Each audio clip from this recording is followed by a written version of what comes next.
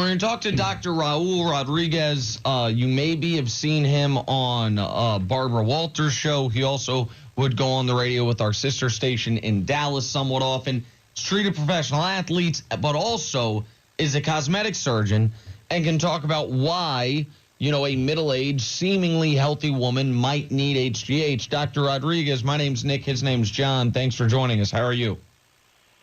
I'm doing fine, thank you. Thanks for having me on the show. Absolutely. So without obviously knowing anything about Ashley Manning's health records, what are some typical reasons a woman in her late 30s, early 40s might be prescribed HGH?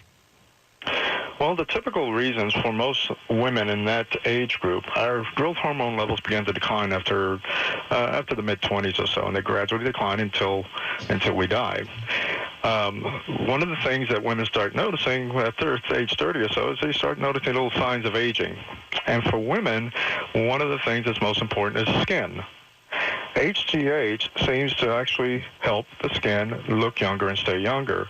It increases the vascularity in the skin, so there's more blood flow and oxygen getting to the skin, and also it may also boost collagen and elastin production, which are the proteins in the skin that give it substance and thickness to minimize the appearance of wrinkles. So I'm guessing, you tell me, this seems like a very reasonable thing for Ashley Manning, and understandable from your perspective as a surgeon that it's not, subterfuge. They're not trying to get patent HGH necessarily through this.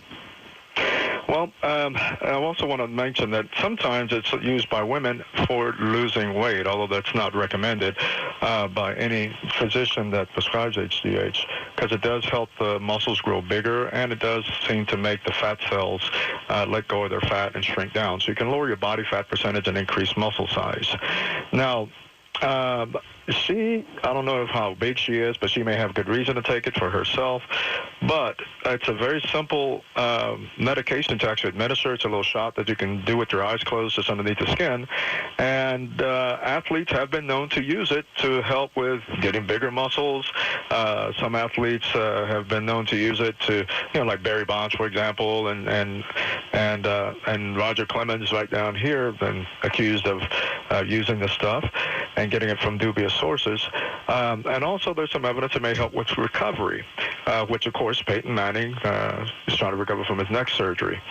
When you're looking at a multi-million-dollar contract for just one more year, I could see why there may be some motivation for athletes to also use the drug by any means possible. Dr. Rodriguez, as a physician, do you think HGH should be legal for let me ask that a better way. For recovery. If an athlete is injured, are there potential positive, not performance enhancing, but performance recovery attributes to a human growth hormone regimen? There very well may be. HGH is controversial in that the accepted medical uses are for people that have documented deficiencies, and that's something that's evaluated with blood tests. An athlete that's in tip-top shape that has a torn ACL, well, they're not going to have a growth hormone deficiency. Mm-hmm. And to use it in that fashion, it could be beneficial, but it's it's not a proven therapy that's commonly accepted by the medical community. But it can help in recovery. Like, let's say if somebody's going through whatever the surgery might be. Yeah. Yes, and it may help in recovery. The controversy with HGH also is that you can have side effects. Putting anything in your body, you can have swelling, you can have your insulin resistance can increase. It might lead to diabetes, and we don't know what the long-term effects might be of using HGH now, because there's also some theories that using HGH shortens the telomeres, which are little things on the chromosomes that may make you age faster. So you can exchange short-term fast recovery for a shorter lifespan. In your personal opinion, we're talking to Dr. Raul Rodriguez, pardon me, do you think athletes, as long as they are, they are given all of the possible side effects, should be allowed to use it? It's not really for me to say whether they should be allowed to use it. I think with any kind of drug that maybe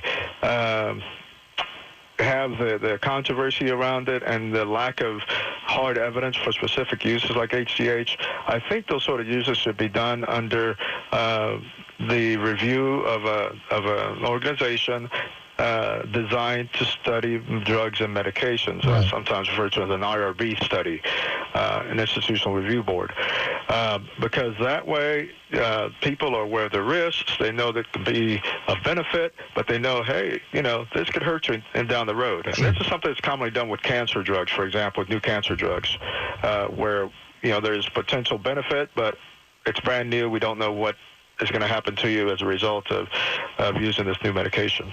Well, we appreciate it. It's RodriguezRejuvenation.com if people want to. Do you do nose jobs? We could, it depends. We'll take a look at your nose. We'll see what we can do. All right, sweet. All right, I'll give you a call. Thank you, Doc. We really appreciate it. My pleasure. Absolutely. There's Dr. Raul Rodriguez. What's the website again? RodriguezRejuvenation.com is his website. But that's kind of been my take the whole time. I mean, even before Peyton Manning. You need guys like Raul Rodriguez in the NFL.